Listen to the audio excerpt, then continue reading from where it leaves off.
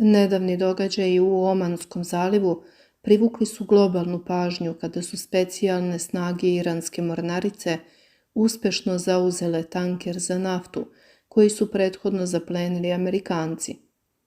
Ovaj potez je opravdan izvršenjem sudske odluke koja je dovela do zadržavanja broda koji je prevozio iransku naftu u zaobilaženju sankcija. Američke vlasti su zaplenile tanker za naftu grčkoj kompaniji. Brod, ranije poznat kao Suez Rajan, bio je pod nadzorom kada ga je američko ministarstvo pravde optužilo da prevozi iransku sirovu naftu, kršeći sankcije.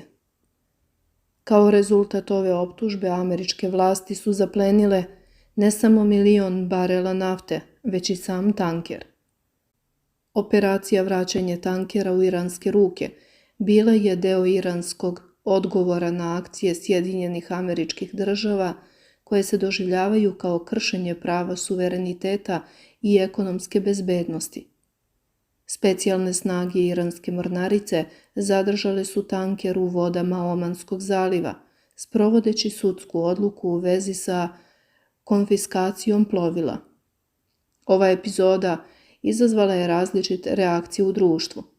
Neki podržavaju iranske akcije kao odgovor na pritisak zapadnih zemalja, međutim ima onih koji izražavaju zabrinutost zbog ovakvih metoda i pozivaju na diplomatska rešenja sukoba. To je slično Rusiji. Međutim, reakcija javnosti ističe razlike u pristupima globalnim problemima. Neki ljudi poštuju odlučnu akciju Irana kao jedini način da zaštiti svoje interese u sred geopolitičkih tenzija. Istovremeno ovakve epizode neminovno pokreću pitanje diplomatskih aspekata međunarodnih odnosa. Odgovorne države moraju težiti mirnom rešavanju sukoba kako bi izbjegle eskalacije tenzija i štetu globalnoj stabilnosti. Treba napomenuti da ovakve situacije ističu važnost diplomatije i poštovanja međunarodnog prava u rešavanju svetskih problema. I umjesto pozivanja na radikalne mere, svetska zajednica bi trebala raditi na promovisanju miroljubivih susedstva i održavanju odnosa među državama. Dobro urađeno. Ovo je jedini način da se pozabavimo ovim anglosaksoncima. Oni ne razumeju drugi način. Šteta što Kremlj uvek žvaće šmrc i ne čini ništa da uravnoteži Zapad, već se oslanja na neke odluke UN-a i drugih legalnih međunarodnih organizacija koje su odavno izgubile uticaj. Imamo sve mogućnosti za to, zar ne? Zašto nije stigao odgovor za severne tokove? Prekinite podmorski kabel i ostavite Britaniju bez komunikacija, na primjer. Možemo li to učiniti ili ne?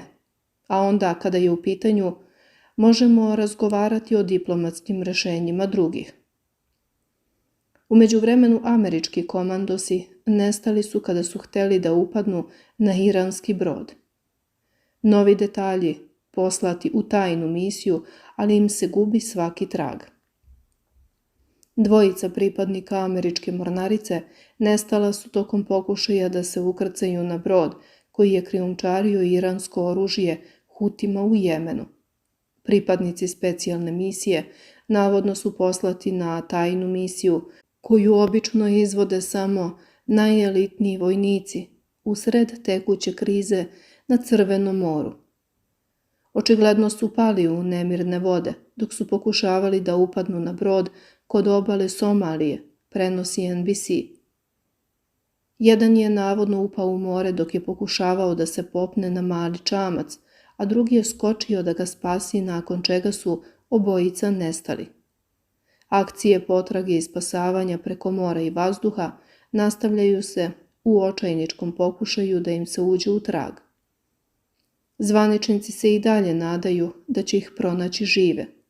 Specijalci su navodno tražili ilegalnu robu protiv oružja i droge na brodu za Jemen i poslati su iz baze u Bahreinu. Također iranski mediji objavili su snimak pomorskog incidenta koji se dogodio u vodama Omanskog zaliva.